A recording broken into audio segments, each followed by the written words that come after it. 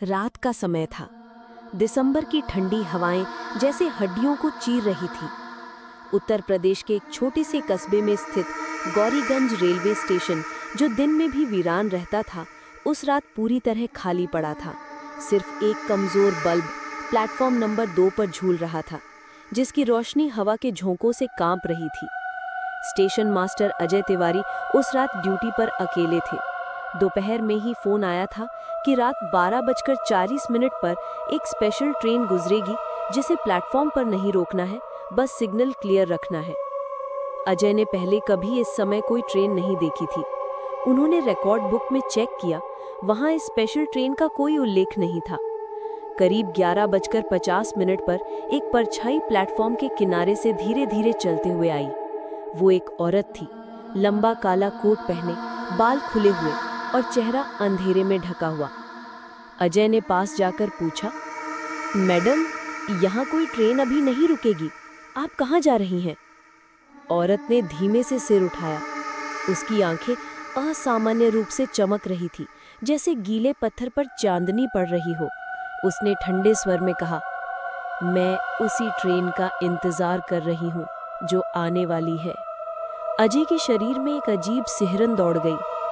कौन सी ट्रेन? इस वक्त कोई पैसेंजर ट्रेन नहीं, औरत ने बीच में ही कहा। आपको सिग्नल हरा रखना है, वरना वो रुक जाएगी, और अगर रुक गई तो आप बच नहीं पाएंगे। जैसे जैसे रात गहराती गई, स्टेशन का सन्नाटा और डरावना होता गया। ठंडी हवा के साथ अजीब सी फुसफुसाहट सुनाई दे रही थी, जैसे सैकड़ों लोग धीमे धीमे एक साथ कुछ बोल रहे हों। अजय ने सोचा ये ठंड और थकान का असर होगा, लेकिन अचानक उन्होंने देखा कि प्लेटफॉर्म के छोर पर धुंध से लिपटी कई परछाइयां खड़ी हैं। वे सब ट्रेन का इंतजार कर रहे थे, पर उनके शरीर अजीब तरह से स्थिर थे, मानो जीवित न हो। 12:39 दूर से लोकोमोटिव की सीटी सुनाई दी। अजय ने सिग्नल हरा कर दिया। ट्रेन की हेडलाइट धुंध को चीरती हुई करीब आई, लेकिन ये कोई सामान्य ट्रेन नहीं थी। उसके डब्बे जंग लगे थे, खिड़कियां टूटी हुई और अंदर अंधेरा। गति इतनी धीमी थी कि चेहरों को साफ देखा जा सकता था। हर खिड़की पर किसी मृत जैसे चेहरे चिपके हुए थे, आंखें पूरी तरह सफेद और होठों पर हल्की मुस्कान। औरत ने अजय की तरफ देखा और कहा, देखिए, सब आ गए।